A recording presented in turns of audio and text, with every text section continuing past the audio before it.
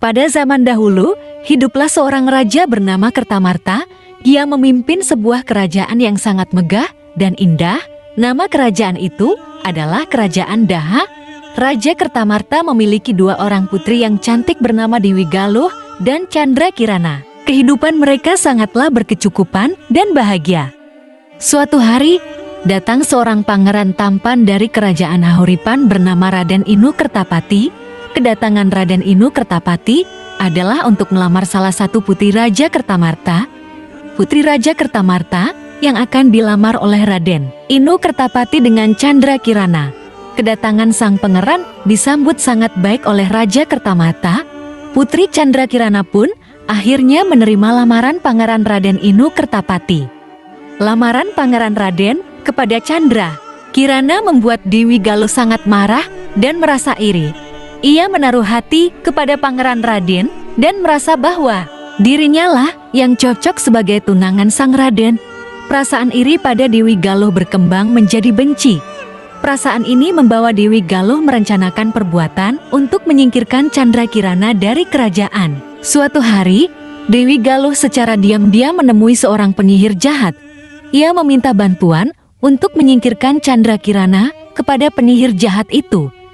Dewi Galuh menyuruh sang penyihir jahat merubah Candrakirana menjadi sosok yang menjijikan agar Raden Inu Kertapati menjauhinya.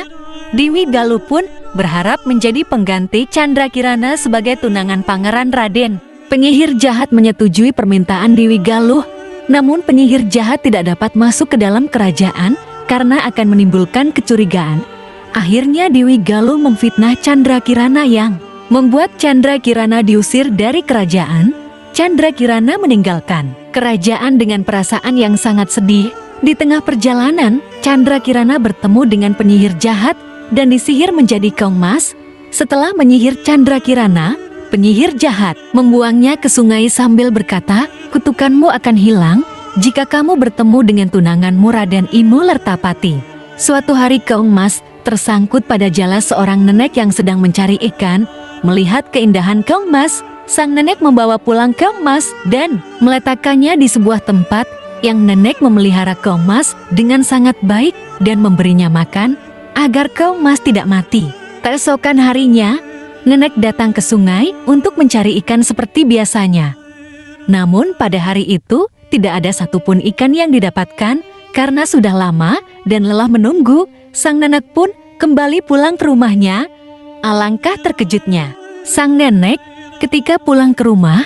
Ia melihat banyak makanan yang sangat enak tersedia di atas mejanya. Ia merasa sangat heran dan bertanya-tanya siapa yang membuatkan semua makanan yang sudah tersedia ini. Sang nenek menahan rasa penasarannya. Setiap hari kejadian serupa terjadi secara terus-menerus.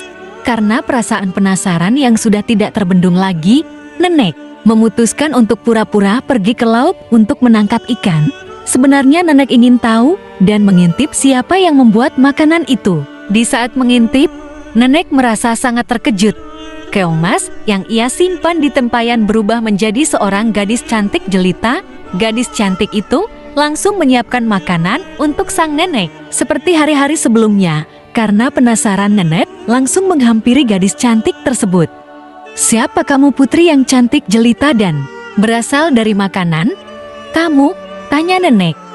Keong emas yang berubah menjadi wujud aslinya yakni Candrakirana merasa terkejut dengan kedatangan nenek yang tiba-tiba. Akhirnya Candrakirana menceritakan siapa sebenarnya dirinya dan menceritakan semua kejadian yang sedang ia hadapi setelah Candrakirana selesai berubah menjadi keong emas kembali. Menceritakan kisahnya, ia langsung. Sementara itu, tunangan Candrakirana, yakni Pangeran Raden Inu Kertapati, terus mencari keberadaan Candrakirana yang tiba-tiba hilang secara mendadak entah kemana. Namun selama mencari, ia tidak menerima kabar apapun mengenai Candrakirana. Pangeran Raden merasa sangat yakin bahwa Candrakirana masih hidup dan membuatnya terus mencari tanpa kenal henti.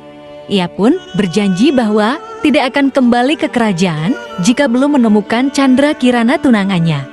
Penyihir jahat mengetahui rencana Pangeran Raden Inu Kertapati yang akan selalu mencari Candrakirana. Ia pun melakukan berbagai cara agar sang pangeran tidak dapat menemui Candrakirana. Sang penyihir jahat akhirnya berubah menjadi burung gagak.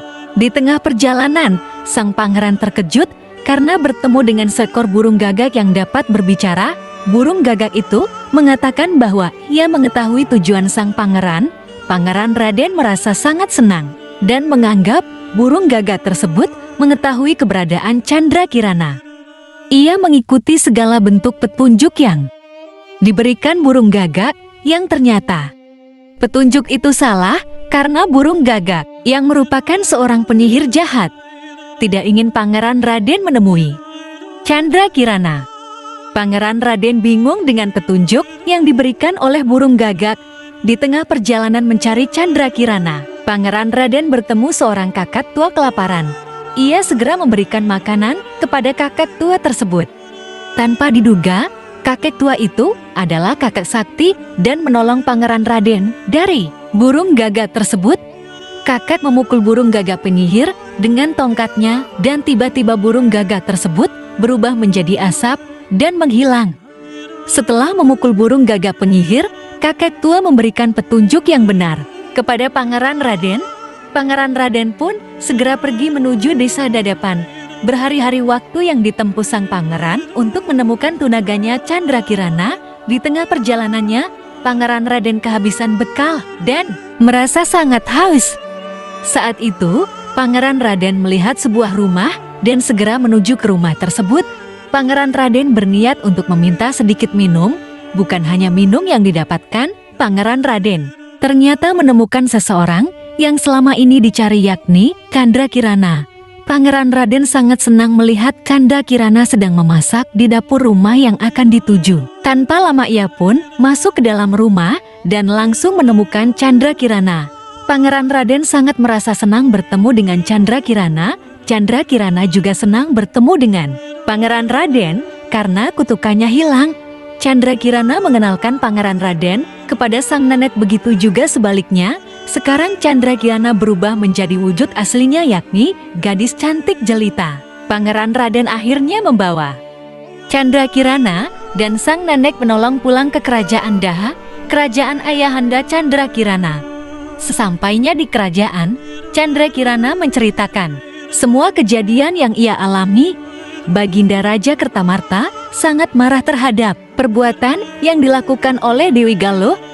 Akhirnya, semua kejahatan yang dilakukan oleh Dewi Galuh terbongkar semua.